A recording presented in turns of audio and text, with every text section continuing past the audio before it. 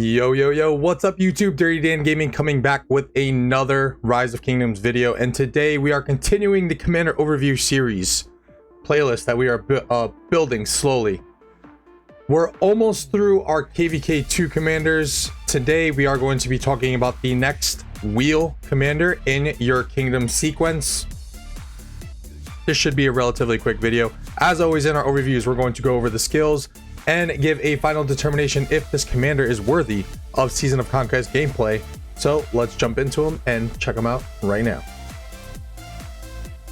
Okay, so here we are, Mr. Edward of Woodstock. And yes, he is going to be the next commander in your sequence of Wheel of Fortune. So you get Genghis Khan, and then you get Constantine, and then you get Archer. It's always going to follow that pattern. Edward of Woodstock actually does some things that I like. However, I just think that his primary skill, although it kind of reads good at first, just doesn't quite do it.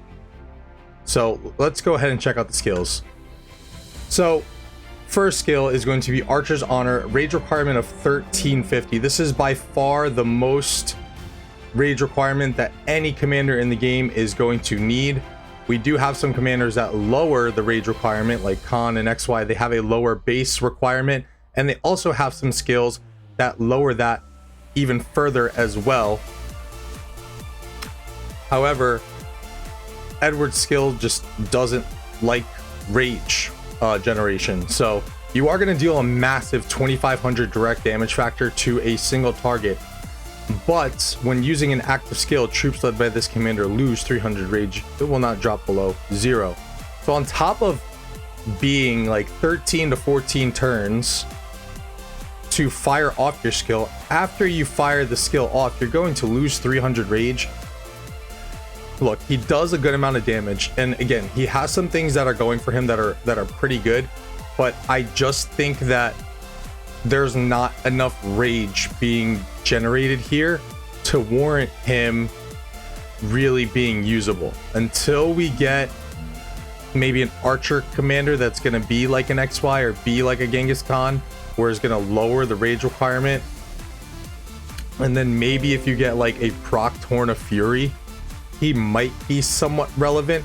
But this second part of losing 300 rage just really hurts you. And he just, I mean, you could see it in the current meta of Season of Conquest. You just don't see too many of him, but we will give our ultimate determination at the end of the video. Next skill, Vengeful Crusade. While on the map, Archer units led by this commander gain up to 30% health and an increase of 30% march speed. 30% health is very nice, especially when you look at the beast of the Archer commander that just dropped, Gilgamesh. He's giving you a whopping 30%.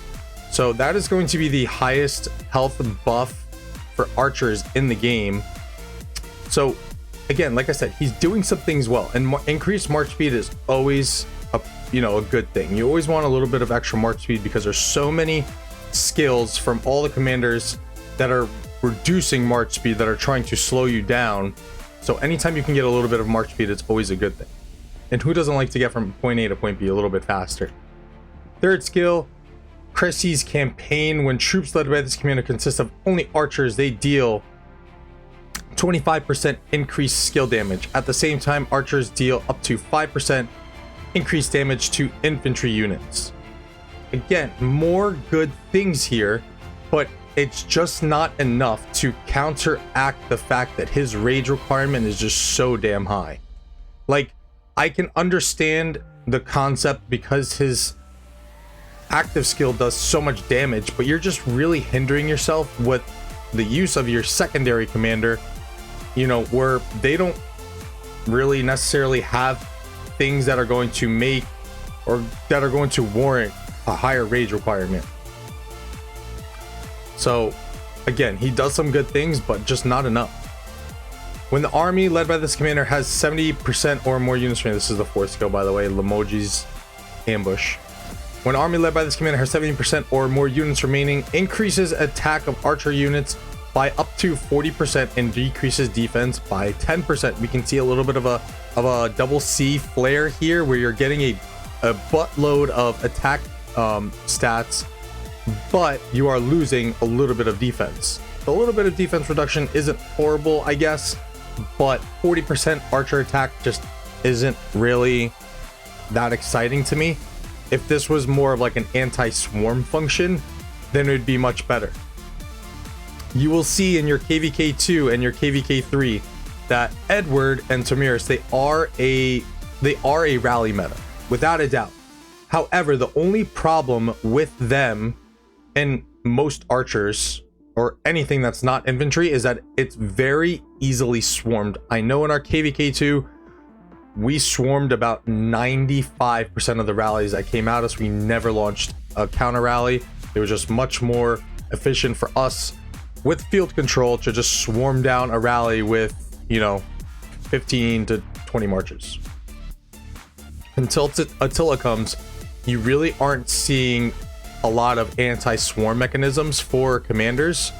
But once you get into the KVK3 generation commanders and going forward, you do start to see more and more anti-swarm functions, because I think Lilith kind of realized that, oh, well, what's the point of us, having counter rallies as a thing if people can just swarm down a rally anyway. So I think they caught on to that. It took them a little while, but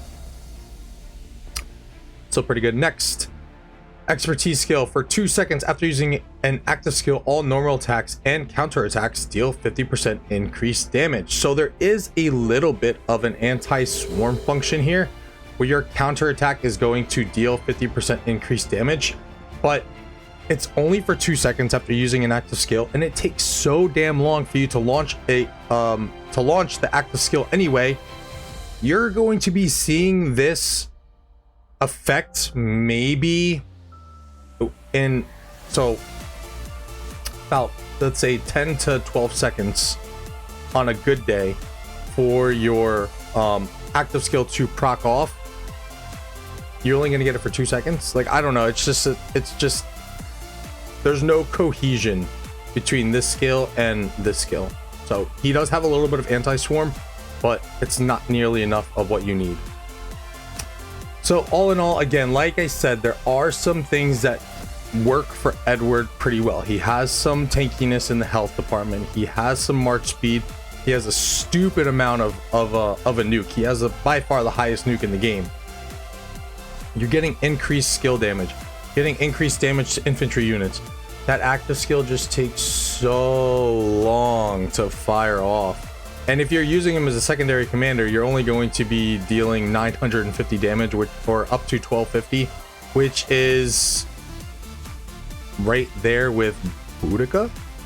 Like, she's 1100 with an expertise, I think, or 1000. Someone's 1100 in the epics, but that's epic level damage, and you just don't want that.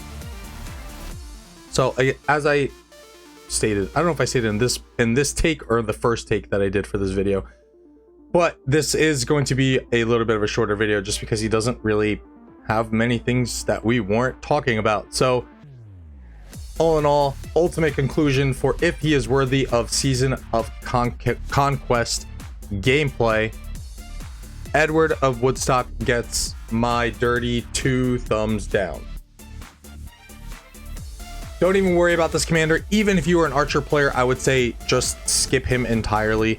You're going to have better options, just like our boy Cyrus sitting right here, right next to him. You're going to have better options in the archer department. I think for the most part, as soon as, and I'm going to kind of, so whoever watches this all the way to the end is going to get a spoiler, so you don't have to watch the other archer videos that I come out with. But after Edward, you're getting pretty viable options all around for archer commanders. You're gonna get we just did Tamiris in the last video, card up in the top if you guys didn't catch that. You're gonna get Artemisia. She is now entered as the as a garrison meta once again. You're going to have Gilgamesh, who is arguably the rally meta right now. You're going to have Nebu, who is another rally meta. Again, you have Cyrus. You also have Ramses. Like, all of the commanders after Edward all the archer commanders after Edward and Tamiris are dope. Like, definitely grab all of those archer commanders, because archer gang and archer meta is real right now. So yeah, with that, we're gonna wrap it up. In summary, Edward has some good things going for him, but again, just not enough. If you did need some more options for your KVK2, I can't find this guy, I'm trying to re-highlight him. If you wanted to do like a minimum investment with Edward, right? Unfortunately, you're gonna have to bring him up to 6 stars. If you wanted to do a minimum investment with Edward, you could do like a 5-5-1-1, because at least you're gonna get his nuke, you're gonna get his tankiness and march speed. This as a base, you get 5% increased skill damage. I would just leave it at a 5-5-1-1. If you needed options, I really wouldn't take him farther than that.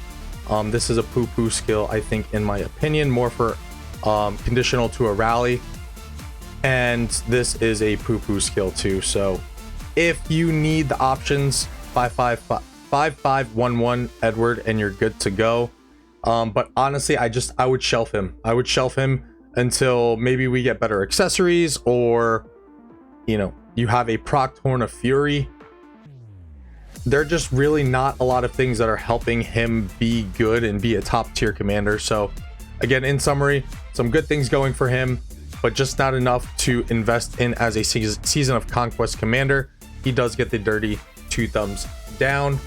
And yeah, that's pretty much it. So we're gonna wrap up the video. Stay tuned. We do have altar fight. I missed the last one. I do apologize. It was just impossible. I had an arc match, and then I had we had the altar, and then I had an event to do yesterday morning all day, and there was just no way I was going to be able to cram in the altar. So we are going to be streaming the next altar. I believe it's in 2 days at reset. I will confirm that for y'all. And as always, if you enjoyed the video, please consider slapping a like on it, and if you enjoy the content that we've been putting out, please consider subscribing below.